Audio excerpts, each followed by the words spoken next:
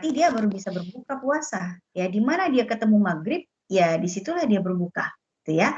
Walaupun puasanya tuh ternyata 20 jam atau sebaliknya, ya buka subuhnya di rumah, kemudian melakukan penerbangan, lalu dia di pesawat gitu ya masuk waktu maghrib, ya silakanlah dia berbuka puasa di situ. Jadi hitungannya di mana kita berada, begitu juga sholat. Sholat itu kita berada di mana? Ya disitulah kita melaksanakan sholat menurut waktu yang ada. Ya bukan menurut waktu di mana kita tinggal, bukan di mana kita, bukan di mana Ka'bah berada, bukan, tapi di mana kita berada. Baik.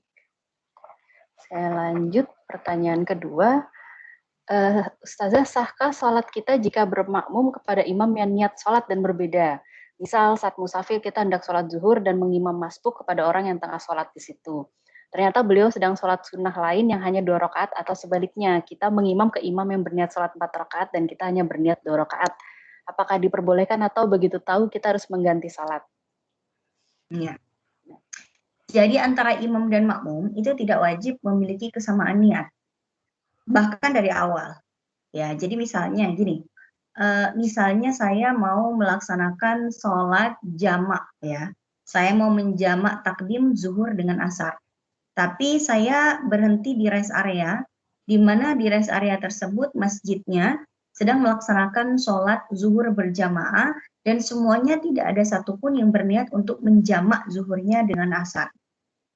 Bolehkah saya bermakmum kepada imam yang niatnya hanya pure sholat zuhur saja, sementara saya sendiri berniat saya mau menjamak? Boleh-boleh saja. Jadi saya mau niat jamak zuhur tapi 4 rakaat. Kenapa? Karena imamnya 4 rakaat. Ya, jadi kalau imamnya 4 rakaat, ya saya ikut 4 rakaat. Maka yang tidak diperbolehkan adalah kalau jumlah rakaat sholatnya imam itu lebih banyak daripada makmum. Contoh, saya mau sholat sunnah ba'diyah zuhur 2 rakaat. Saya niatnya mau sholat 2 rakaat. Ternyata saya berimam kepada orang yang sedang sholat zuhur dan itu 4 rakaat. Begitu dia tahiyat awal, habis tahiyat awal, dia lanjut berdiri di rakaat yang ketiga. Nah, saya nggak boleh, saya kan udah 2 rakaat, saya mau salam duluan dari imam, nggak bisa. Imam boleh salam duluan daripada makmum. Ya, dalam konsep masbuk ya kan. Imam boleh salam duluan, tapi makmum nggak boleh salam duluan. Kalau imam belum selesai, belum salam, makmum nggak boleh salam. Tapi kan saya cuma mau sholat 2 rakaat. Ya, Anda salah. Mau sholat 2 rakaat, tapi bermakmum kepada imam yang sholat 4 rakaat. Itu ya. Jadi itu dulu nih yang kita akan bahas. Pertama, makmum dan imam tidak harus punya niat yang sama. Tapi makmum tidak boleh salam sebelum imam. Dan jumlah rakaatnya harus sama antara imam dan makmum. Jadi sifat-sifat sholatnya itu harus sama dari mulai rakaatnya, ya, waktu sholatnya itu juga itu harus sama. Nah, jadi kalau misalnya contoh yang lain ya, saya mau sholat subuh, sedangkan ada orang yang lagi mau sholat qobliyah subuh. Dia sholat qobliyah subuh, tapi saya bermakmum kepada dia dan saya sholatnya sholat subuh, dia qobliyah subuh. Boleh nggak? Boleh, karena sama-sama 2 rakaat. Ya, boleh karena sama-sama 2 rakaat. Yang nggak boleh, saya mau sholat subuh, sementara dia lagi mau sholat jenazah. Nggak bisa, karena sifat-sifat sholatnya beda. Sholat jenazah nggak ada ruku sama sujudnya. Sedangkan sholat subuh itu ada ruku dan sujudnya. Ya, apalagi bukti bahwa imam dan makmum itu tidak harus punya kesamaan niat dari awal. Contoh, imam lagi gini, ada orang lagi sholat sendirian, ya, kemudian saya tepok, numpang jadi makmumnya ya, gitu ya, boleh nggak sih? Boleh. Yang di depan nggak niat dari awal untuk jadi imam, tiba-tiba dia berubah niat di tengah-tengah mau jadi imam. Nah, itu ya, intinya makmum dan imam tidak harus dari awal sama niatnya, tapi sholat yang mereka lakukan harus memiliki sifat sholat yang sama walaupun niatnya berbeda. Jadi kalau misalnya imamnya tadi sholat zuhur 4 rakaat, kita nggak bisa bermakmum kepadanya dengan sholat yang cuma 2 rakaat. Jadi kalau di sini pertanyaannya, ternyata beliau sedang sholat sunnah yang hanya 2 rakaat. Kalau saya niatnya sholat yang 4 rakaat, nggak bisa saya bermakmum dengan imam yang cuma 2 rakaat. Tapi kalau dia 4 rakaat, saya 4 rakaat, atau dia 2 rakaat, saya 2 rakaat, it's okay, nggak ada masalah. Yang penting sifat sholatnya sama, walaupun niat masing-masing berbeda. Baik. Baik, saya lanjutkan ya Ustazah. Ya. Azan di masjid, TV, dan HP dari aplikasi, waktunya beda-beda dikit, tidak dalam waktu yang bersamaan. Bagaimana sebaiknya cara menentukan sahur dan buka agar tidak menyalahi aturan? Apakah sahur berakhir pada azan pertama dan buka dimulai pada azan terakhir untuk kehati-hatian? Ini menarik pertanyaannya. Ini masjidnya kapan azannya beda, TV beda, HP beda. Yang paling presisi biasanya, yang paling presisi dari ketiga media tersebut ya, di masjid, rekaman di masjid, TV, HP. Kira-kira yang paling presisi yang mana? TV dong. TV itu paling presisi. Karena tidak akan berbeda gitu. Jam tayangnya itu pasti selalu presisi. Kalau masjid bisa saja agak mundur, bisa saja agak awal.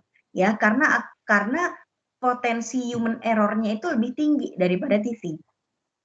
Ya kan? Potensi human error-nya itu lebih tinggi. Jangan terlalu jauh kemana-mana, masjid di samping rumah saya itu pernah geger itu di bulan Ramadan. Satu hari di bulan Ramadan dia tuh azan.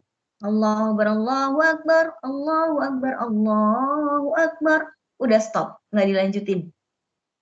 Kita cek di TV, belum ada azan satupun dari channel manapun, belum ada yang azan. Ya, belum ada sama sekali. Dan ternyata masjid tersebut baru Allahu Akbar doang dan nggak dilanjutin setelah itu. Aneh gitu loh. Nah, beberapa saat kemudian, beberapa menit kemudian di TV azan. Dan masjid sebelah rumah saya ini baru mengulangi azannya sampai akhir. Nah, saya kan berempat nih, 4 rumah ya dengan ipar-ipar saya. Jadi suami saya 4 bersaudara, itu rumahnya kita satu komplek gitu kan. Ya nempel-nempel rumahnya begitu. Biasa ya orang Betawi ya. Nah, kemudian ipar datang. Wah, udah pada buka puasa belum? Belum. Lah tadi kan udah azan. Nah, tuh aja tadi azannya salah. Cuman sampai Allahu Akbar doang, habis itu enggak dilanjutin lagi. Itu berarti salah di azannya, dan ternyata memang salah. Ada kesalahan dari marbotnya. Marbotnya salah memperhitungkan waktu. Sehingga ketika dia bilang Allahu Akbar, ada yang nyolek, woi belum maghrib. Akhirnya dia enggak terusin azannya. Gitu loh. Jadi potensi human error-nya muazin masjid itu lebih tinggi human error-nya dibandingkan TV. Kalau TV coba kita notice ya, dari satu channel ke channel yang lain, hampir semuanya seragam waktunya untuk mengumandangkan azan. Satu azan, semuanya nanti azan gitu. Karena memang di settingnya dari awal dengan mesin, ya. Sementara kalau merbot itu manusia, bukan mesin gitu. Jadi potensinya lebih tinggi. HP apalagi, HP aplikasi itu juga errornya lebih tinggi juga. Kenapa? Karena pemilik HP-nya itu nyetel jamnya bisa saja kecepatan, bisa saja kelambatan. Aplikasinya bisa saja nggak salah, dia robot ya kan. Cuman kan aplikasi itu mengikuti jam yang kita setting di HP kita. Nah, kalau misalnya kita salah naruh jamnya, harusnya sekarang misalnya jam 12, kalau di HP saya nih sekarang, ini jam 12:28.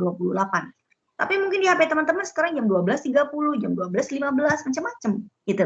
Jadi yang paling akurat dari ketiga media ini adalah TV. Ada satu lagi yang sangat akurat, radio.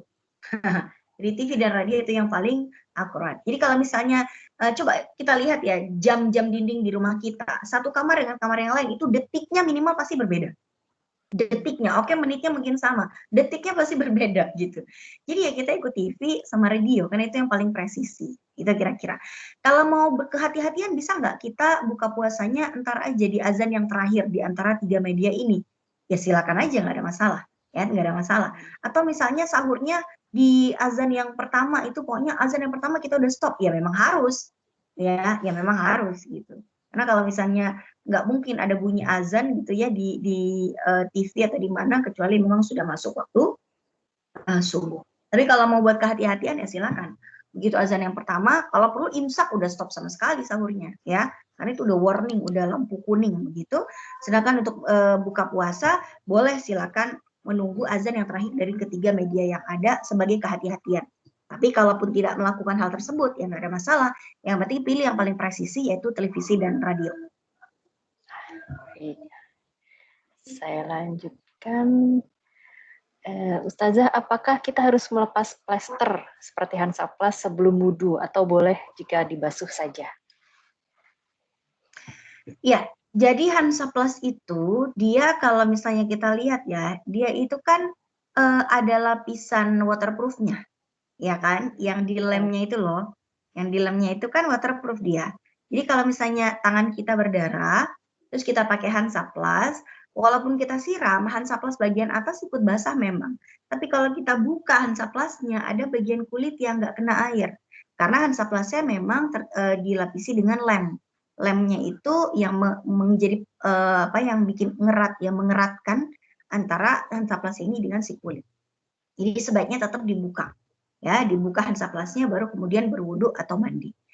Tapi kalau ternyata plester atau Hansaplastnya ini tidak mungkin dibuka karena lukanya itu memang tidak boleh menganga, belum kering ya. Kata dokter, Bu, ini jangan dibuka ya plesternya, apalagi plester bekas jahitan sesar ya. Kalau belum waktunya ya nggak boleh dibuka, bisa bahaya, itu bisa infeksi kalau dibuka sebelum mengering jahitannya. Jadi kalau memang belum waktunya dibuka, lukanya masih basah, yang kalau dibuka itu membahayakan bagi kesehatan kita, ya sudahlah. Ya sudahlah, tidak ada masalah. Ya, tidak usah dibuka plesternya, tapi juga wudhunya jadi tidak sempurna. Sehingga kalau ternyata plester dan Hansaplastnya itu nempel di anggota tubuh yang harusnya terkena air, maka ya tayamum ya, wudhu iya, tayamum iya. Kalau dalam madzhab Syafi'i itu double. Ya, wudhu iya, tayamum juga iya. Nah, kemudian jamaah sekalian, kalau ternyata Hansaplast dan plesternya itu ada di anggota tubuh yang tidak wajib terbasuh ketika wudhu, itu nggak ada masalah. Nah, ini kan pertanyaannya wudhu ya. Misalnya, plesternya itu kayak misalnya gini, ada orang yang robek gitu ya, kulit kepalanya karena misalnya apalah gitu habis terjatuh atau apa. Nah, itu ternyata yang diplester itu adalah kulit kepalanya. Apakah harus dicopot Hansaplastnya? Oh tidak. Dan apakah wudhunya itu sah walaupun Hansaplastnya itu tetap ternempel di situ? Ya jawabannya tetap sah. Kenapa?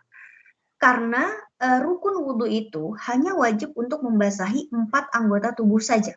Pertama, wajah, ya wajah kita dari tempat tumbuhnya rambut di kening sampai dagu, gitu kan. Kemudian tangan sampai siku, dari ujung kuku kita sampai siku kita. Kemudian sebagian kepala, nah ini menarik, sebagian kepala itu boleh hanya dengan membasahi 1, 2, 3 helai rambut itu sudah cukup. Sehingga kalau misalnya di bagian tertentu dari kepala itu tertutup dengan plester atau perban, ya nggak ada masalah. Selama masih ada 1, 2 rambut yang bisa kita basahi, itu sudah cukup sebetulnya. Dan kemudian kaki sampai mata kaki.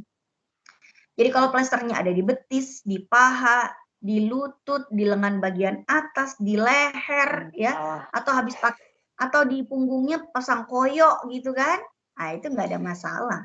Karena di daerah-daerah itu tidak wajib terbasahi air wudhu. Atau di telinga, kupingnya misalnya habis dioperasi atau apa gitu kan, di plester. Nah, kuping itu bukan area yang wajib kena air pada saat wudhu. Kita disunahkan membasuh ke telinga. Tapi sunnah hukumnya, artinya anjuran saja, tidak wajib gitu. Jadi kalau telinga tidak dibasuh, tetap sah wudhunya. Yang paling penting adalah 4 ya, wajah, tangan sampai sampai siku, kemudian beberapa helai rambut, kemudian kaki sampai mata kaki. Udah itu selesai. Di luar itu mau dipasangin koyok, mau dipasangin perban, bebas, wudhunya tetap sah. Paling nanti yang bermasalah kalau mau mandi junub, barulah dicopot. Kalau ada area yang harusnya kena air, tapi malah masih tertutup dengan perban, maka yang dia harus lakukan adalah mandi plus tayamum. Dan tidak dibasahi bagian yang di perban itu, tidak usah dicipratin air, tidak usah. Cukup diganti dengan tayamum di beberapa daerah yang tertutup dengan perban dan tidak bisa terbasahi. Berikutnya. Jelas sekali. Ya, Kalau kita menelan ludah yang tercampur air mata dan mungkin sedikit ingus pas sedang sholat, apakah sholatnya batal? Bagaimana kalau ada sedikit sisa makanan yang sudah ada di gigi, Ustazah? Ini kata lagi sholat ya. Ya. Kalau kita menelan ludah doang nih ya dulu ya. Jadi kita menelan sesuatu yang diproduksi oleh rongga mulut kita, itu tidak batal dong, karena kita tidak mungkin menghindarinya. Menelan air liur, menelan dahak yang belum keluar dari mulut, gitu kan, terus langsung ditelan lagi itu nggak ada masalah. Air ludah atau apa lagi. Nah, masalahnya air mata nih. Air mata itu bukan sesuatu yang diproduksi oleh rongga mulut kita. Dia diproduksi oleh organ tubuh yang lain, yaitu mata. Sehingga kalau air mata itu keluar dari mata kita, menetes, seharusnya sebelum dia masuk ke dalam mulut, kita usap. Kita usap. Biar apa? Biar dia tidak masuk ke dalam mulut. Nah, kalau dia masuk ke dalam mulut dan kita telan, batal sholatnya. Karena masuk dalam kategori minum. Minum itu adalah memasukkan cairan ke dalam mulut dan masuk ke dalam kerongkongan kita. Kerongkongan ya, bukan hanya sekedar tenggorokan. Kerongkongan. Salah satu organ pencernaan kita, gitu. Nah, batal udah. Makanya kalau kita lagi sholat, terus nangis atau apa gitu, usap air matanya sebelum masuk ke dalam mulut. Nah, kalau misalnya sedikit ingus gimana? Ini lucu ya, ini kayak anak balita sebetulnya ya, suka nelen ingus asin katanya. Jadi gitu. Kalau ingusnya itu sempat apa sih namanya hidung ya. Jadi gini. Kalau misalnya kita lagi batuk misalnya, gitu kan. Terus ada air ingus yang turun dari hidung terus ke kerongkongan kita, tapi tidak lewat jalan luar. Ada connecting door yang dari dalam. Kalau lewat connecting door, karena dia belum sempat keluar dari tubuh kita, itu nggak ada masalah. Yang jadi masalah adalah kalau misalnya ingusnya itu sudah keluar dari hidung, ya, terus masuk ke dalam mulut, itu jadi batal. Kenapa? Karena masuk dalam kategori minum. Jadi minum itu adalah kalau kita kemasukan benda cair dari luar tubuh kita terus masuk ke dalam mulut. Itu masuk kategori minum. Tapi kalau misalnya ingusnya itu turun dari hidung lewat connecting door, ya, itu enggak ada masalah karena belum sempat keluar dari mulut. Belum sempat keluar dari hidung. Nah, kemudian bagaimana kalau sedikit sisa makanan yang sudah ada yang di gigi? Nah, ini dia. Makanya kita disunahkan untuk sikat gigi atau setidaknya kumur-kumur sebelum sholat ya. Apalagi kalau kita habis makan. Sebaiknya kita kumur-kumur atau kita sikat gigi begitu. Jadi kalau misalnya di sela-sela gigi ada makanan, lalu kita memainkannya, gitu ya, iseng gitu kan. Kemudian glok aja, sisa daging rendang yang terselip jadi tertelan. Ini batal sholatnya. Kenapa? Ya karena daging itu adalah benda luar yang berasal dari luar rongga mulut, yang berasal dari luar tubuh kita, masuk ke dalam tubuh kita, kemudian tertelan, ini masuk kategori makan dan membatalkan sholat. Oh, baik. Oke, saya lanjutkan. Assalamualaikum Ustazah, untuk rakaat sholat tarawih apakah ada hitungan minimumnya? Kita mengacu kepada berapa rakaatkah yang sahnya? Sholat tarawih itu kalau jumlah rakaatnya tidak ada perbedaan di antara para ulama. Jadi kalau jumlah minimum sholat tarawih itu semua ulama sepakat cuma 2. Yang para ulama berbeda itu adalah jumlah maksimalnya. Sebagian ulama, bukan sebagian, jumhur ulama, mayoritas ulama dari mazhab Hanafi, Maliki, Syafi'i, Hambali, hampir semuanya mereka sepakat ya, bahwa maksimal jumlah rakaat tarawih itu 20 rakaat. Kiai Haji Hashim Asy'ari pendiri NU, Kiai Haji Ahmad Dahlan pendiri Muhammadiyah, itu juga mengatakan maksimal 20 rakaat. Namun ada sedikit perbedaan di antara mereka, seperti Ibnu Taimiyah mengatakan maksimal 40 rakaat. Kemudian sebagian ulama dalam mazhab Maliki mengatakan 36 rakaat. Kemudian Nasiruddin Al-Albani yang dipakai oleh kalangan Salafi itu 8 rakaat.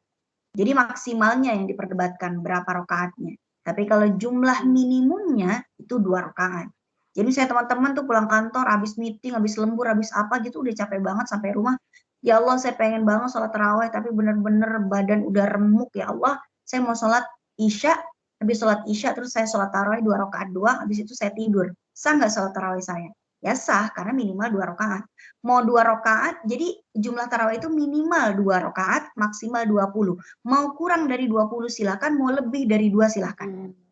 Mau 4 rakaat silakan, mau 6 rakaat silakan, mau 18 rakaat silakan, silakan.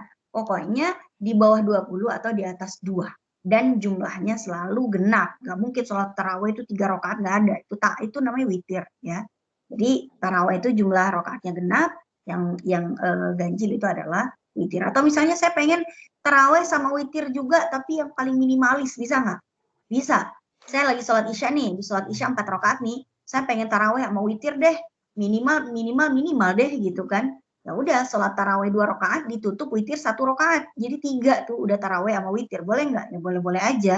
Ya minimalis sih, tapi sah. Paket hemat gitu ya Ustazah. Pakai hemat banget itu. Karena orang makan di akhir bulan ya. Baik, saya lanjutkan. Oke, itu untuk fikih ibadah. Kita masuk ke fikih wanita ya Ustazah. Oke. Ya, ini ada 3 pertanyaan yang sebetulnya hampir sama terkait fikih Ramadan kemarin. Yaitu yang pertama, mendahulukan puasa sunnah Syawal dibandingkan membayar qadha karena takut hilang kesempatan disebabkan haidnya lama. Kemudian terkait kajian fikih puasa, jika kita berhutang qadha puasa sampai Ramadan berikutnya, kita terkena kafarat membayar fidyah selain qadha. Apakah jika telat qadha-nya lebih dari setahun, kita bayar fidyahnya juga bertambah sesuai telat berapa tahunnya. Ini yang terakhir juga masih tentang pengganti puasa untuk yang masih muda fidyah dengan qadha. Jadi membayarnya harus dengan puasa juga atau bisa dengan fidyah, itu Ustazah. Pertama, bolehkah kita mendahulukan puasa sunnah Syawal dibandingkan qadha? Mayoritas ulama membolehkan. Yang tidak membolehkan hanya sebagian ulama saja, itu dari ulama madzhab Hambali. Kata ulama dari madzhab Hambali, nggak boleh mendahulukan yang sunnahnya dulu dibandingkan utangnya dulu. Jadi ibaratnya kita nih punya utang sama saya mau sedekah tapi saya juga punya utang. Nah, lunasi dulu utangnya baru sedekah gitu kata ulama dalam madzhab Hambali. Tapi mayoritas ulama fikih Hanafi, Maliki, Syafi'i mengatakan enggak, boleh-boleh aja kalau kita mau puasa sunnah Syawal dulu dibandingkan qadha. Kenapa? Pertama, karena puasa Syawal itu hanya terbatas waktunya, cuma di bulan Syawal saja. Sementara mengqadha puasa itu Allah berikan keluasan waktu sampai 11 bulan ke depan. Ya, istilahnya al-wujubu ala tarahi. Kewajibannya itu bisa dipending sampai bulan depan yang penting sebelum masuk Ramadan berikutnya. Ya, jadi mayoritas ulama membolehkan. Silakan, apalagi haidnya lama ya. 15 hari haid, 1 hari Syawal sholat Idul Fitri nggak boleh puasa. Habis itu jadi open house ya, susah mau puasanya. Habis itu haid 15 hari, udah habis Syawalnya. Makanya diperbolehkan. Puasa sunnah Syawal aja dulu. Qadhanya boleh lah dimulai bulan depannya. Gitu ya. Kemudian, kalau berhutang qadha puasa Ramadan berikutnya kena kafarat. Ya betul. Kalau misalnya lebih dari setahun gimana? Misalnya itu utang 10 tahun yang lalu. Ini kita bayar fidyahnya jadi double-double per tahun gimana? Nah, ini para ulama beda pendapat. Kalau kita melihat dari pendapat mayoritas ulama dalam madzhab Syafi'i. Jadi pendapat dalam madzhab Syafi'i pun itu terbagi menjadi 2. Sebagian ulama dalam madzhab Syafi'i mengatakan iya kena double. Misalnya saya punya utang haid ya, punya utang puasa gara-gara haid tahun 2015 misalnya. Ya, punya utang gara-gara haid itu 6 hari. Nah, saya cuma bayar 3 hari itu. Begitu masuk Ramadan 2014, saya masih punya utang 3 hari itu yang belum dibayar, ya kan? Kemudian 2015, kemudian 2016, 2017, 18, 19 sampai berarti itu 5 tahun. Berarti kena fidyah terus nggak tuh tiap tahunnya, ya? Nah, ini kata ulama madzhab Syafi'i ya, kena penalti fidyah setiap tahunnya. Kalau memang dia tidak bayar-bayar lagi, ya. Jadi yang 2015 itu misalnya sisa utang saya 3 hari ya. 2016 nggak saya bayar lagi, 2017 nggak saya bayar lagi, 2018 nggak dibayar lagi, 2020, 2021 nggak saya bayar lagi. Udah 6 tahun saya membiarkan hutang saya yang 3 hari itu belum saya bayar-bayar. Maka kata ulama madzhab Syafi'i, ya setiap datang bulan Ramadan berikutnya kena penalti itu, fidyah lagi, tanpa mengurangi kewajiban qadhanya yang 3 hari itu, ya. Nah, itu kira-kira seperti itu. Tapi ulama yang lain mengatakan, enggak, kena penaltinya cukup 1 kali saja. Jadi kalau dia utangnya di tahun 2015, ya, punya utang 3, lalu di 2016 sampai 2021 belum dia bayar sama sekali, dia cukup 1 kali fidyah saja. Ya, tidak kena penalti berulang-ulang, hanya 1 kali saja kena penalti atau kafarat membayar fidyahnya. 1 hari yang telat bayar itu kan kena penaltinya 1 mud ya, 1 mud beras fidyah. 1 mud beras itu kira-kira 8 ons, dikali berapa hutang puasa yang dia lalaikan sampai ketemu Ramadan berikutnya. Boleh dijelaskan kembali tentang penggantian puasa yang masih muda, fidyah dengan qadha. Maksudnya pengganti puasa untuk yang masih muda nih apa nih? Yang kemarin kan yang di fikih Ramadan. Iya, paham. Ya, paham. Untuk yang masih muda, fidyah dengan qadha. Bukan fidyah dengan qadha. Yang masih muda menggantinya dengan qadha. Bedakan ya, ini fidyah dengan qadha. Mungkin salah nulis orangnya. Mungkin maksudnya, untuk yang masih muda, gantinya dengan qadha. Untuk yang sudah sepuh, yang tidak lagi mampu berpuasa sampai akhir hayatnya, itu digantinya dengan qadha. Itu ya. Membayarnya harus dengan puasa juga atau bisa hanya dengan fidyah. Jadi gini loh. Yang dikenai penggantian fidyah itu cuma orang yang tidak mampu lagi berpuasa sampai mati. Itu kira-kira. Jadi kalau ada orang tua, orang lansia, dia tidak mampu puasa tahun 2019, kata dok, jangankan 2000 di dalam Ramadan, di luar Ramadan dia tidak mampu berpuasa. Pokoknya dia udah nggak sanggup lagi puasa sampai akhir hayatnya, nggak akan. Namanya umur itu nambah, bukan berkurang. Gitu kan? Jadi kalau dia bulan ini nggak bisa berpuasa, bulan Ramadan ini nggak bisa puasa, ya bulan depan juga nggak bisa. Bulan depannya juga sampai mati juga dia nggak bisa puasa gitu ya. Jadi orang yang sudah sama sekali tidak ada kemampuan untuk berpuasa sampai akhir hayatnya, cukup menggantinya dengan fidyah. Kalau udah bayar fidyah wajib qadha nggak? Ya kan udah dibilang tadi. Yang fidyah itu adalah orang yang sudah tidak mampu untuk berpuasa sama sekali. Sedangkan bagi mereka yang masih muda, dia tidak puasa gara-gara sakit, sakitnya itu masih diharapkan kesembuhannya. Nanti kalau dia sudah sembuh, dia ganti dengan qadha, bukan bayar fidyah. Bayar fidyah itu hanya bagi orang lansia yang tidak mampu lagi membayar puasanya dengan qadha. Tapi kalau orang hamil gimana? Katanya orang hamil qadha plus fidyah. Nah itu dia, makanya orang hamil dan menyusui itu qadha saja atau qadha plus fidyah. Nggak ada fidyah doang. Jadi pilihannya orang hamil dan menyusui yang masih diharapkan nanti kemampuannya, ya masih akan ada masa di mana dia sudah tidak akan hamil dan menyusui lagi, cukup diganti qadha saja atau qadha plus fidyah. Jadi nggak ada gitu yang fidyah doang tanpa qadha. Karena qadha, ya karena yang fidyah doang tanpa qadha itu hanya bagi orang yang memang nggak akan mampu lagi puasa sampai akhir hayatnya. Dan yang dikenai fidyah tanpa qadha itu cuma 2. Lansia, orang yang sudah sepuh yang sama sekali tidak akan mampu berpuasa sampai akhir hayat. Satu lagi, masih muda tapi dia sakit terus dan tidak bisa diharap kesembuhannya. Sampai mati dia tidak diperbolehkan oleh dokter untuk berpuasa gara-gara dia harus dilakukan terapi obat-obatan secara untuk mempertahankan hidupnya, dia harus bertahan dengan obat-obatan yang diminum secara berkala. Pokoknya orang sakit yang tidak diharapkan kesembuhannya itu cukup fidyah karena dia tidak akan mungkin mampu lagi berpuasa sepanjang hidupnya. Baik, lansia dan orang sakit tadi. Ustazah, baik, saya lanjutkan. Haid saya selalu teratur bertahun-tahun dengan tanggal yang nggak jauh-jauh berubah. Selalu kira-kira, durasinya 7 hari. Berat di 3 hari awal, sesudah itu flek-flek saja. Pertanyaannya akhir-akhir ini seringkali sesudah hari pertama itu confirm keluar darah, sesudah itu tiba-tiba bersih, tidak keluar lagi, baru muncul lagi di hari ketiga atau keempat. Nah, pas gak keluar sama sekali di hari kedua ini bagaimana? Apakah saya harus mengkodok semua sholat di hari-hari kosong tersebut? Ya. Nih kebetulan besok hari Sabtu dan hari Minggu saya dan teman-teman di rumah Fikih bikin kelas fikih daerah wanita ya. Jadi kelas daerah wanita dari mulai haid, nifas dan larangan-larangan selama haid. Nah, boleh nanti teman-teman kalau ada yang mau gabung silakan mendaftar. Tapi gini, kalau misalnya kita haid hari ini, tapi cuma flek aja, kemudian hari kedua dan hari ketiga ternyata buntu, ya mampet darahnya. Kemudian hari keempat itu keluar lagi. Ya hari kedua dan ketiga misalnya saya belum mau mandi karena saya yakin besok akan keluar lagi. Karena saya biasanya haid itu tuh ya 6 hari gitu ya. Jadi kalau hari pertama misalnya ya saya contohkan ya, misalnya saya ini hari pertama keluar, hari kedua ketiga nggak keluar, tapi saya yakin darahnya akan keluar nanti. Nggak mungkin nggak keluar karena saya kalau haid adalah 6 hari. Maka kalau saya menunggu tiba-tiba hari keempat keluar darahnya, hari kelima keluar, hari keenam keluar, barulah hari keenam malam berhenti betul-betul dan saya mandi janabah.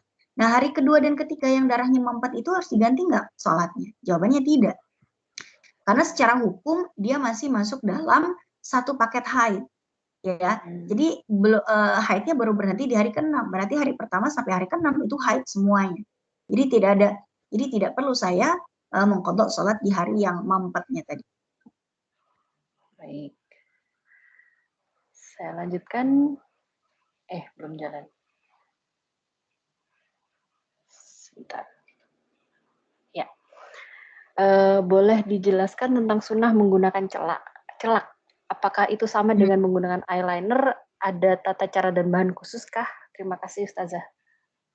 Celak sama eyeliner beda. Kalau eyeliner itu kan ditaruhnya di atas kelopak mata. Kalau celak itu enggak. Celak itu yang dipakai oleh Nabi itu kan celaknya di sini nih, di ujung bagian bawah mata, ya kan? Sama di ujung kelopak di tempat tumbuhnya bulu-bulu mata, ya kan? Kalau eyeliner itu kan ditaruhnya di atas kelopak, jadi berbeda. Kemudian yang kedua, celak itu tidak waterproof. Kalau eyeliner itu waterproof, jadi beda. Ada tata cara dan bahan khususnya enggak? Ya bahan khususnya enggak ada kriterianya apapun, ya enggak ada. Tapi gini, kalau yang dipakai itu adalah bahan yang waterproof, misalnya ada celak yang waterproof gitu ya, ya berarti nanti kalau mau wudhu, berarti harus diangkat dulu itu celaknya, biar apa? Biar tidak menghalangi air, sampainya air untuk membasahi mata kita. Karena kalau misalnya bahannya waterproof, terus dibiarkan begitu saja, lalu kita berwudhu, airnya itu terhalang untuk membasahi area mata kita, ya berarti wudhunya jadi tidak sah. Jadi sebaiknya tidak waterproof.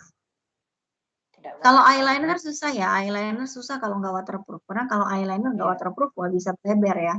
Jadi ya kalau mau pakai eyeliner yang waterproof ya silahkan saja. Tapi itu bukan kesunahan yang pertama. Kemudian yang kedua, kalau mau berwudu angkat dulu eyelinernya agar tidak menghalangi air untuk membasahi kelopak mata. Oke, baik. Pertanyaan selanjutnya, sepengetahuan saya kalau masih ada darah setelah lebih dari 15 hari termasuk istihadah dan sudah diperbolehkan mandi wajib dan sholat. Kalau untuk berhubungan dengan suami bagaimana Ustazah? Apakah diperbolehkan juga? Apakah boleh berhubungan badan ketika kita dalam keadaan istihadah? Jadi gini, istihadah itu kondisi di mana kita sedang tidak haid dan tidak nifas.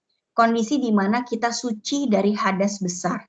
Dan tidak ada larangan bagi orang istihadah untuk berhubungan badan dengan suaminya. Pada dasarnya seperti itu. Karena kalau dari sudut pandang fikih, yang terlarang untuk berhubungan badan kan cuma haid sama nifas. Maka istihadah pada dasarnya tidak dilarang berhubungan badan. Tapi kalau ada alasan lain yang menyebabkan wanita yang keluar darah dan bleeding ini berbahaya jika dijima oleh suaminya, ya maka hukum fikihnya berubah dari asalnya. Yang asalnya wanita istihadah itu tidak terlarang untuk dijima, tapi kalau kata dokter, oh Anda kalau lagi bleeding begini, kalau sampai terjadi penetrasi, apalagi terjadi ejakulasi di dalam tubuh Anda, gitu kan, maka bisa terjadi infeksi, bisa jadi peradangan, bisa menyebabkan atau resiko kanker serviks apa segala macam. Kalau lebih besar madharatnya dibandingkan maslahatnya, maka hukum fikihnya akan berubah.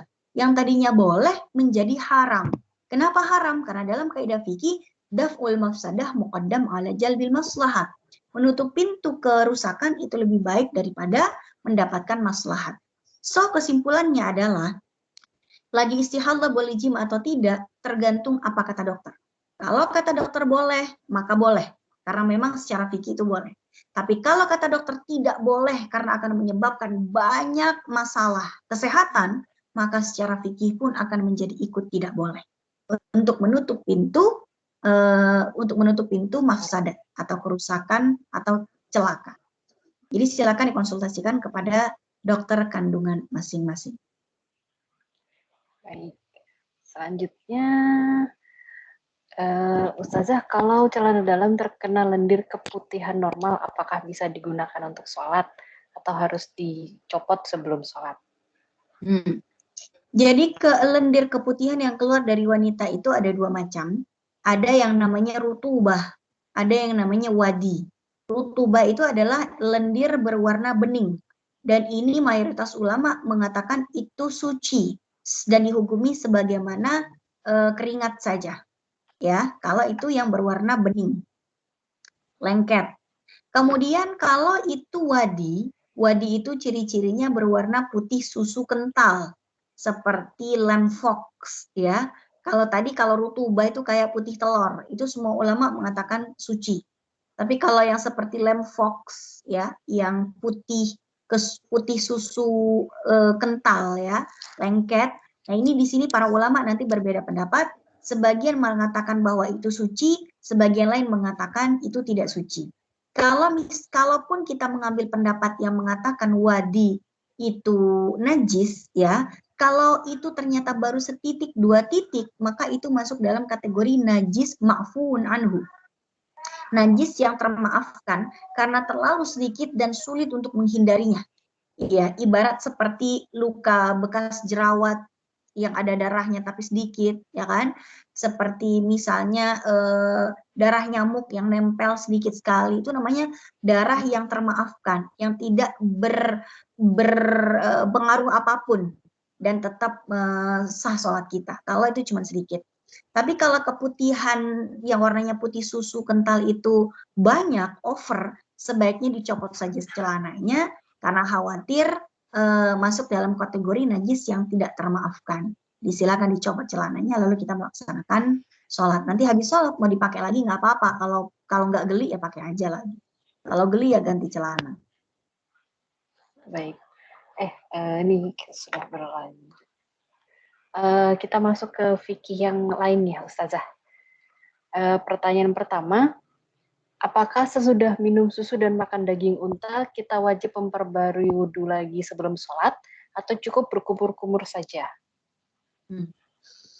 Ya, jadi memang dalam satu hadis ada yang bunyinya kalau habis makan daging unta itu disuruh wudhu lagi oleh Nabi. Tapi hadis ini sangat kontra dengan hadis-hadis Nabi yang lain, yang mana banyak orang yang makan daging onta atau daging panggang dan Nabi tidak mengharamkan, tidak melarang mereka untuk langsung sholat tanpa berwudhu lagi. Artinya apa? Menurut ulama dalam madhab Hambali, ulama madhab Hambali itu yang dipakai di Saudi Arabia ya, itu kalau habis makan daging unta, mereka harus wudhu dulu baru bisa sholat. Tapi menurut mayoritas ulama selain Hambali, dari madhab Hanafi, Maliki, Syafi'i, mereka mengatakan makan apapun tidak membatalkan wudhu. Jadi tidak ada keharusan untuk kita memperbarui wudhu habis kita makan. Mau makan daging onta, mau makan daging lain, mau dipanggang, mau dibakar, mau dirica-rica, mau sambal hijau, bebas. Habis makan tidak perlu berwudhu lagi, silakan sholat. Ini adalah pandangan mayoritas ulama fikih yang kita sebut dengan jumhurul fuqaha. Ya. Tapi kalau habis makan, walaupun wudhunya tidak batal, sebaiknya kita berkumur-kumur. Sebaiknya ya. Kenapa kita dianjurkan berkumur? Agar menghilangkan sisa-sisa rasa yang ada di mulut dan membersihkan sisa-sisa makanan yang nyelip-nyelip di gigi. Khawatir nanti masih ada makanan yang nyelip di gigi, kita sholat, kita main-mainin, ketelan, udah deh jadi batal. Kayak tadi pertanyaan yang awal tadi ya. Nah, jadi cukup kumur-kumur saja, tidak harus memperbarui wudhu kalau habis makan. Tapi memang di Indonesia ada daging onta, nggak ada lah ya. Mungkin ada distributor khusus, nggak tahu. Saya lanjutkan. Ya, ya. Ustazah, jika ada dosa seperti mencuri kan harusnya dirajam. Kalau sudah dihukum sesuai syariah, apakah artinya dosa kita sudah diampuni Allah dan tidak dihisap dosa mencurinya? Dan sebaliknya, karena saat ini kita bukan di negara muslim, kalau kita sudah menjalani hukuman di penjara sesuai hukum, tapi tangan tidak dipotong, apakah kita masih akan dihisap dosa mencurinya? Menarik nih pertanyaannya. Cuman dosa mencuri itu bukan dirajam. Yang dirajam itu orang berzina. Dirajam itu artinya ditimpukin pakai kerikil sampai mati. Kalau di Arab sana, orang yang dirajam itu ditimpukin pakai kerikil 1 truk. Pokoknya saya mati. Kalau meninggal sebelum habis batunya ya udah nggak usah dilanjut. Tapi biasanya disiapkan 1 truk biasanya kerikilnya agar sampai mati. Dan itu adalah hukuman bagi orang yang berzina yang pernah menikah. Udah pernah nikah terus dia zina gitu ya, itu kena rajam. Tapi kalau belum pernah menikah tapi kemudian dia berzina, itu hukumannya dicambuk 100 kali. Ya, tidak harus sampai mati. Nah, kalau pencuci tangan, kalau mencuri itu bukan dirajam istilahnya, tapi dikisos, ya, dikisos. Jadi dikisos itu bisa sampai mati.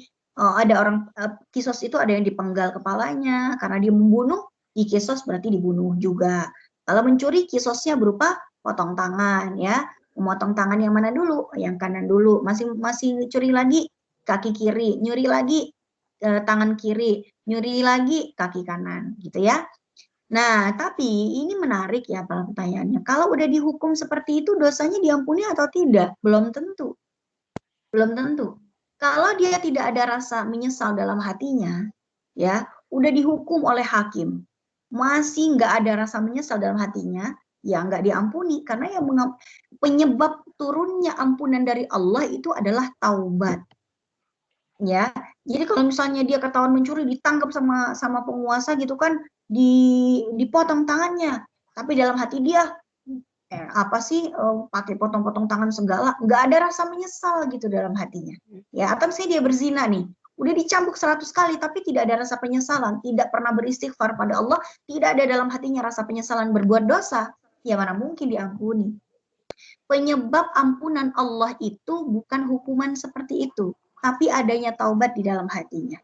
Jika dalam hatinya bertaubat-taubatan nasuha, membenci perbuatan itu, membenci kenapa dirinya sampai terjerembab dalam dosa tersebut, lalu dia berjanji tidak akan mengulangi, lalu dia itu melakukan perbuatan-perbuatan baik, ya, hijrah ke tempat yang lebih baik, hijrah dari perbuatan yang lama, walaupun tidak sampai dipotong tangannya, walaupun tidak sampai dirajam, tapi sudah bertaubat-taubatan nasuha, insya Allah sudah Allah ampuni.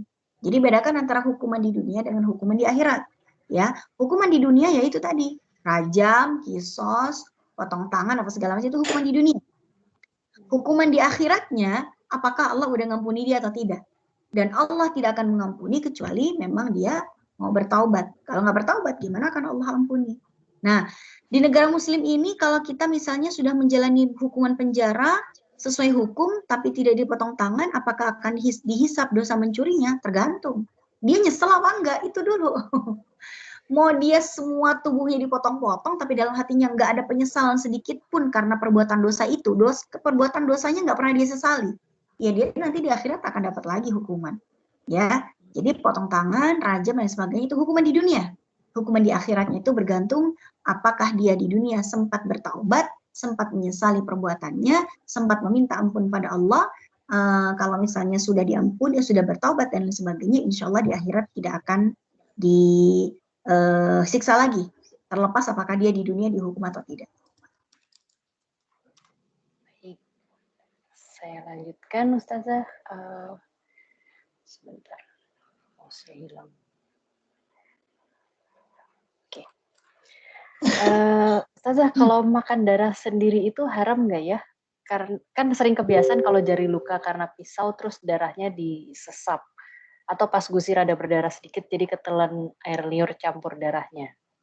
Ya, tadi kita sudah bahas najis yang sedikit ya. Najis yang sedikit itu masuk dalam kategori najisun ma'fuun anhu. Najis yang sangat sedikit dan sulit untuk dihindari. Kalau tangan berdarah lalu kita disesap, ya kan? Kalau jangan ditelan. Kalau masih bisa diludahkan, ludahkan, jangan ditelan ya. Tapi kalau misalnya pas gusi berdarah memang susah untuk diludahkan. Kalau bisa diludahkan bagus, tapi kalau misalnya udah kita ludahin tapi kok masih ada rada-rada asin darah gitu ya, masih tetap tertelan, ya itu sudah di luar kemampuan kita karena memang sulit menghindarinya. Jadi kalau masih bisa kita buang, buang, kita ludahkan, jangan ditelan. Tapi kalaupun tertelan, karena susah untuk meludahkannya, udah disesep-sesep-sesep ya, yang tadi udah keburu ketelan di awal gitu kan, ya insya Allah itu kan darahnya masih sangat amat sedikit sekali. Yang nggak boleh tuh, kita nih ya, misalnya beli darah, misalnya minta sumbangan darah, 1 kantong darah, nah itu diminum, diglek-glek-glek gitu ya, itu ya nggak boleh. Cuma vampir ya. Vampir. Nah, iya. Jadi kalau misalnya darahnya cuma sedikit itu darah yang ma'fu anhu. Ibaratnya itu kayak kita makan sisa-sisa darah di sate kambing. Tahu dong, daging kambing itu kan nggak dicuci, ya kan? Tapi cuma dilap-lap doang terus dibakar. Sisa-sisa darah yang ada di sate kambing itu kan sangat sedikit sekali dan sulit dihindari. Ya udah, berarti itu ma'fu, udah termaafkan. Baik, saya lanjutkan. Hukum tentang tasyabuh. Apakah saling memberi kado dan souvenir ultah untuk tasyabuh padahal tidak ada acara? Apakah saling memberi kado dan souvenir ultah termasuk tasyabuh padahal tidak ada acara perayaan di hari hanya? Kemudian mentraktir teman karena sedang ulang tahun, apakah juga tasyabuh? Merayakan ulang tahun bersama anak yatim dengan mengharap doa juga tasyabuh. Resepsi pernikahan, apakah itu tasyabuh? Dan mengikuti acara wisuda termasuk mengenakan toga itu tasyabuh juga. Ya, kita harus pahami dulu. Iya, ini sebetulnya bisa dijawab dengan satu jawaban. Apa sih yang dimaksud dengan tasyabuh? Dalam satu hadis Nabi mengatakan man tasyabbaha biqaumin fahuwa minhum. Siapa yang menyerupai suatu kaum maka dia termasuk kaum tersebut. Maksudnya hadis ini kita dilarang untuk melakukan tasyabuh menyerupai orang kafir dalam berpenampilan atau melakukan ritual tertentu yang mengindikasikan ciri-ciri agamanya dalam rangka untuk beribadah sesuai agama mereka.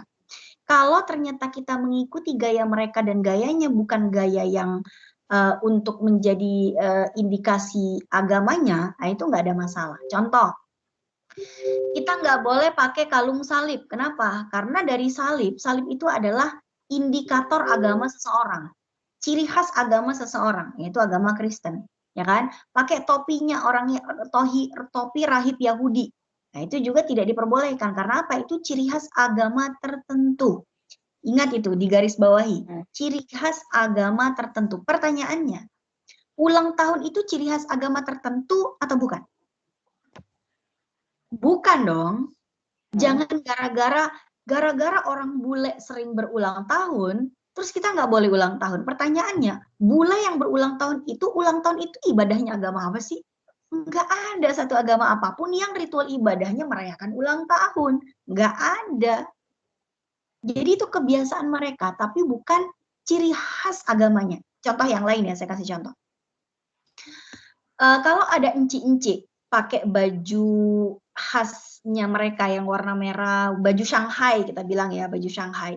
Dia pakai baju itu untuk menunjukkan ciri khas agamanya atau ciri khas bangsanya? Bangsa dong, mana ada agama tertentu gitu, baju dia si enci-enci itu pakai baju itu bukan untuk menunjukkan agamanya dia apa, tapi untuk menunjukkan dia suka dengan budaya bangsanya. Bangsa Tionghoa itu bukan agama. Tionghoa itu bangsa, ras, gitu loh. Dan di dalam Tionghoa itu ada yang beragama Kristen, ada yang beragama Hindu, Buddha, Konghucu, ateis, bahkan Islam pun ada di sana. Jadi dia memakai baju itu untuk menunjukkan bangsa tertentu, bukan agama tertentu. Beda dengan salib. Kalau salib ciri khas agama tertentu. Kalau bajunya ibu-ibu Tionghoa itu bangsanya, bukan agamanya. Jadi anak kita yang masih kecil kita pakai baju-baju orang Tionghoa, nggak ada masalah. Kenapa? Itu bukan ciri khas agama tertentu. Sama dengan ulang tahun. Nggak mentang-mentang para bule itu ulang tahun, terus kita terlarang gitu melaksanakan ulang tahun. Bukan. Kenapa? Karena ulang tahun itu bukan ritual agama tertentu. Tapi ritual kebiasaan budaya bangsa-bangsa tertentu. Bangsa ya, bukan agama. Yang mana di bangsa itu agamanya macam-macam. Nah, neraktir teman karena ulang tahun tasyabah atau enggak? Neraktir saat ulta itu ritual agama tertentu atau bukan? Kalau bukan, ya sudah selesai. Ya, merayakan ulang tahun, nah ini udah juga. Nomor 4, resepsi pernikahan kok tasyabuh.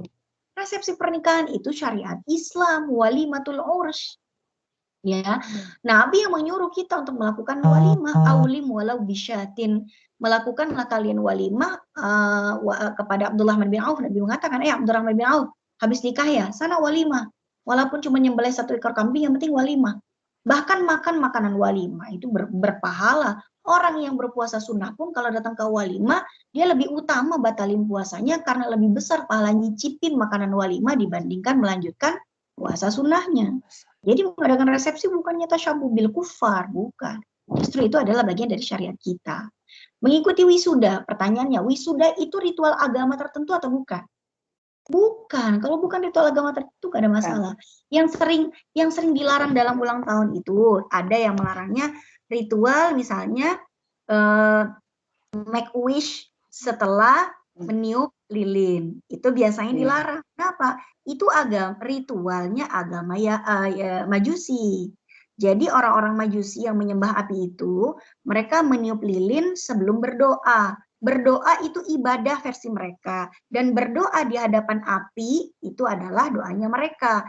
Maka dalam ritual ulang tahun, kalau cuma neraktir makan doang, ngasih hadiah doang, itu bukan ritual keagamaan agama tertentu. Yang jadi ritualnya adalah niup lilin lalu make a wish. Apa gitu loh hubungannya kita make a wish sama niup lilin? Gitu loh. Emangnya kalau nggak niup lilin, doanya jadi nggak dikabulkan gitu? Kalau ada pemikiran bahwa doanya tidak akan terkabul kalau tidak ngadep lilin yang ditiup, ini nanti masuk ke dalam cara pandang keyakinan orang-orang Majusi. Yang mereka menganggap doa itu harus di depan api atau di depan lilin yang ditiup. Ritual itunya bukan ulang tahunnya. Mau ulang tahun atau enggak, kalau berdoa di depan api dengan keyakinan si api ini yang akan menjadi wasilah doa saya dikabulkan, ya itulah yang dipermasalahkan oleh para ulama. Jadi bukan tukar hadiah, bukan merayakannya, bukan, tapi niup lilin sebelum make a wish, sebelum berdoa, itu yang dipermasalahkan. Baik. Masih ada waktu? Bagaimana? Masih mungkin kayaknya tinggal 1 pertanyaan ini deh Ustazah. Siap. Ingat saya takut lanjutkan ya. Kan balik kantor lagi. Saya sih santai. Iya. Ustazah, bagaimana adab istri bersikap pada suami? Lalu bagaimana caranya agar dalam rumah tangga bisa menjadi keluarga sakinah mawaddah warahmah yang seutuhnya? Apakah artinya istri dalam segala hal harus tunduk dan patuh apapun itu dengan suami, dan lebih baik agar rumah selalu harmonis, terutama saat berbeda pendapat dalam suatu hal? Mohon jawabannya. Ya. Adab istri bersikap pada suami ya tidak banyak membantah. Kalau misalnya suaminya lagi marah, istrinya nggak usah bales marah juga. Jangan menyiramkan minyak tanah di atas api yang sedang membara, karena akan semakin membara, gitu kan. Jadi kalau suami lagi marah, ya sudah kita diam aja. Karena ketika suami itu marah, setengah akalnya sedang tidak berfungsi, logikanya sedang turun drastis. Percuma kita ajak musyawarah dalam keadaan suami sedang lagi marah-marahnya. Kita sedang berbicara dengan orang yang sedang turun daya logikanya, gitu ya. Nah, jadi redam dulu. Setelah meredam marahnya, setelah sudah santai, baru kita ajak untuk dia berbicara dengan kepala dingin. Nah, apakah istri dalam segala hal harus tunduk apapun dan patuh gitu? Jawabannya enggak selalu.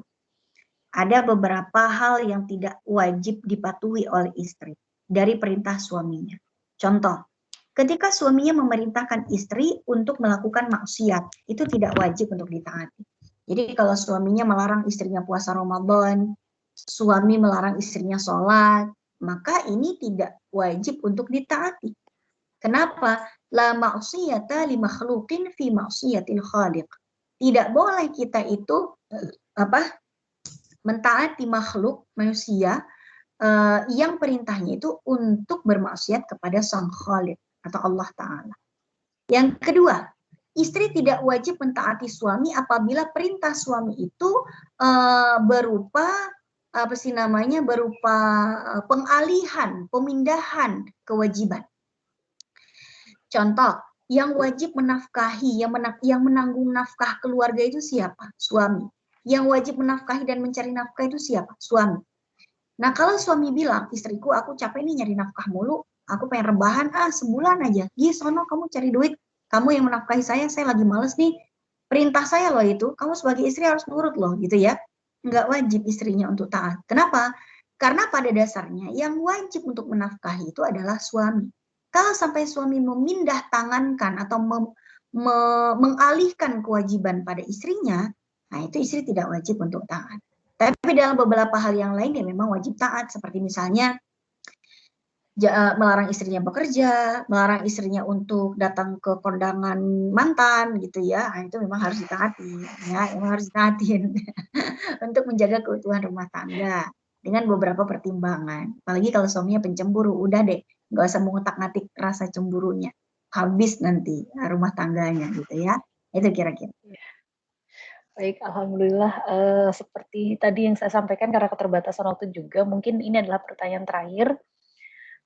Sebelumnya saya ucapkan terima kasih juga kepada Ustazah karena telah menyempatkan waktu untuk fikih interaktif kita ini, dan juga untuk teman-teman yang telah mengikuti.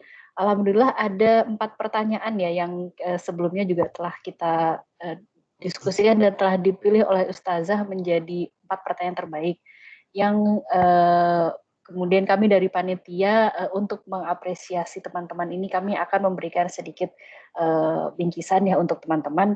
Nanti setelah kajian ini akan kami hubungi. Pertanyaannya adalah seperti yang dimunculkan di layar berikut ini, dan nanti untuk yang menanyakan pertanyaan-pertanyaan ini akan dihubungi oleh panitia. Ya, Ustazah, sepertinya kajian kita boleh minta tolong untuk doa penutup, Ustazah? Iya, Saya boleh. ucapkan terima kasih banyak Ustazah atas jawaban dan pertanyaan-pertanyaannya. Ya. Alhamdulillah Rabbil Alamin, kita sudah selesai kajian kita pada hari ini. Mudah-mudahan semuanya dalam keadaan sehat ya, dan semoga bermanfaat untuk kita semua apa yang kita pelajari hari ini. Bismillahirrahmanirrahim. Hamdan yuafi ni'amahu yukafi mazidah. Ya Rabbana lakal hamdu kama yanbaghi li jalali wajhikal karim wa 'azimi sultanik. Rabbana taqabbal minna salatana wa siyamana wa ruku'ana wa sujudana wa takhasyu'ana wa tadarru'ana wa tabassirana ya Allah ya arhamar rahimin. Rabbana anfa'na bima 'allamtana wa 'allimna ma yanfa'una warzuqna 'uluman tanfa'una. Rabbana yassir wa la tu'assir. Rabbana tammim bil khair. Rabbana atina fid dunya hasanah wa fil akhirati hasanah wa qina adzabannar. Subhana rabbika rabbil izzati amma yasifun wa salamun 'alal mursalin. Walhamdulillahirabbil alamin. Alhamdulillahirabbil. Terima kasih Ustazah atas doa penutupnya. Ya, saya ucapkan assalamualaikum warahmatullahi wabarakatuh. Terima kasih Ustazah. Assalamualaikum. Untuk teman-teman, demikianlah kajian ilmu kita hari ini. Semoga kita semua dapat mengambil ilmunya dan keberkahan ilmu serta jawaban yang tadi sudah disampaikan oleh Ustazah dapat bermanfaat kepada kita semua. Untuk materi dan rekaman kajian hari ini akan dikirimkan ke grup baik WA maupun Telegram ya. Cuman memang untuk rekaman kami utamakan di Telegram karena di WA itu tidak bisa menerima video dengan kapasitas yang besar. Gitu. Jadi sekali lagi jazakallahu khairan kepada teman-teman yang telah hadir. Sebelum kita selesai, kita baca dulu doa kafaratul majelis. Bismillahirrahmanirrahim. Subhanallah.